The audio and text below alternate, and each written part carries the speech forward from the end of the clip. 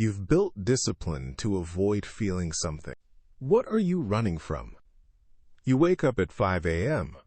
Cold showers. Meal prep on Sundays. You track macros, hit the gym 6 days a week, journal every morning. People call you disciplined. You've built an identity around it. But here's what you haven't noticed.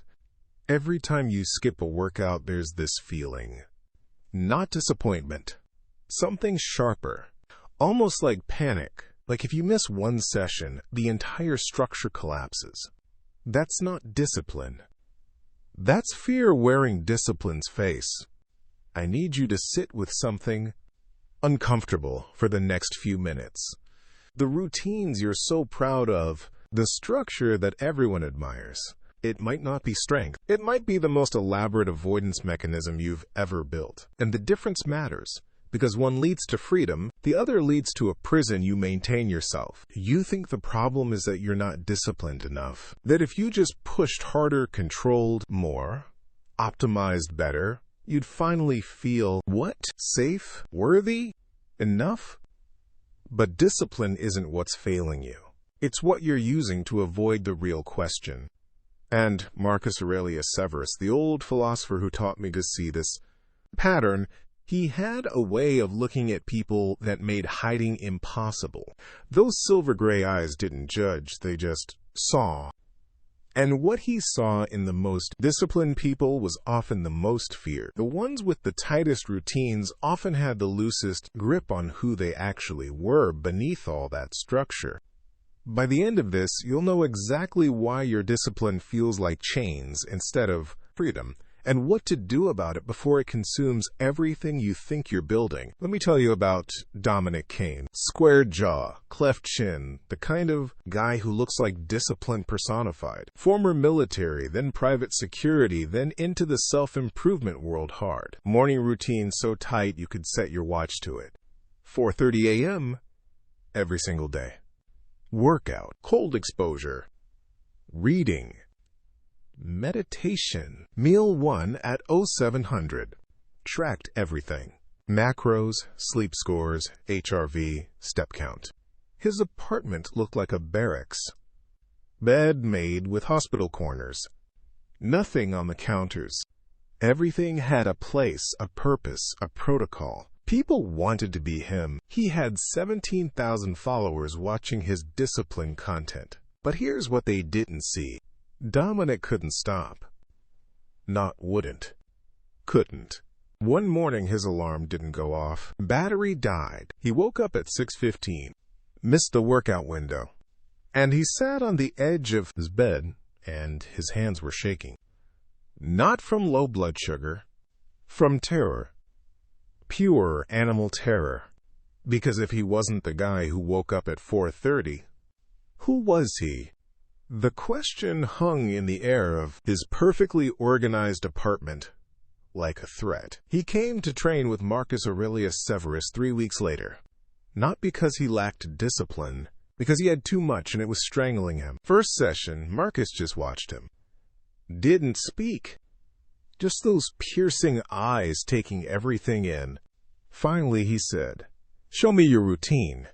So Dominic did. Pulled out his phone, showed the spreadsheets, the tracking apps, the color-coded schedule, explained the system, the optimization, the consistency. He talked for 15 minutes straight, getting more animated, more defensive with each detail. Marcus nodded slowly, then asked one question. What happens if you stop? Dominic's jaw tightened. I don't stop. Yes, that's what I'm asking about. What are you afraid happens if you do? And something cracked. Because Dominic realized he didn't know. He just knew he couldn't. The routine wasn't serving him anymore. He was serving it. Every rep, every cold shower, every perfectly timed meal. It was a ritual to keep something at bay. What? He didn't even know. Just this formless dread that if the structure collapsed, he would too. Marcus pulled out his old journal, the leather worn smooth from decades of use. Epictetus was a slave before he was a philosopher. You know what he said about discipline? He said we confuse it with control. We think if we control enough variables, we'll be safe. But control is a response to fear, not strength. The free man doesn't need to control everything. He's not threatened by chaos. That hit Dominic like a body shot because he realized his entire identity was built on control. And underneath the control was this belief that without it, he was worthless, weak, invisible. The discipline wasn't making him stronger. It was confirming every single day that he wasn't strong enough without it. The routine had become evidence of his inadequacy, not his strength. Marcus had him do something that week. Just one thing. Skip the morning routine entirely. Sleep in. Eat whatever. Don't track anything. And Dominic almost couldn't do it. The anxiety was overwhelming. But he did. And the world didn't end. He didn't become weak. He didn't disappear. What he discovered was worse. He felt relief, like he'd been holding his breath for years. Because that's the trap. When discipline becomes identity, you're not building strength. You're building a cage and calling it character. Every perfect day isn't proof you're strong. It's proof you're terrified of who you'd be without the performance. Seneca wrote about this. He said the man who can't adapt is enslaved to his routine. True discipline is flexible. It serves you. It bends when life demands it, but when it's covering fear, you serve it. And it's never enough. One missed workout becomes evidence you're failing. One unplanned meal becomes moral collapse. The structure gets tighter and tighter until you can barely breathe inside it.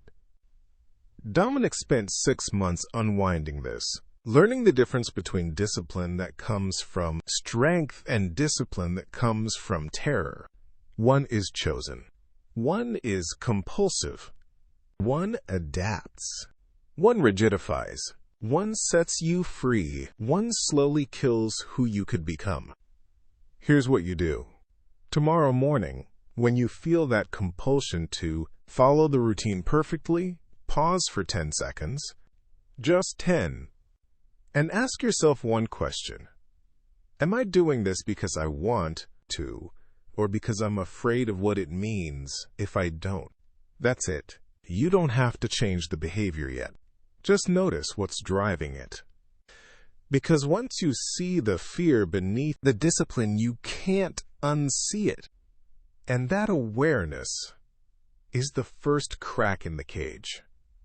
Now that you see it, it gets worse.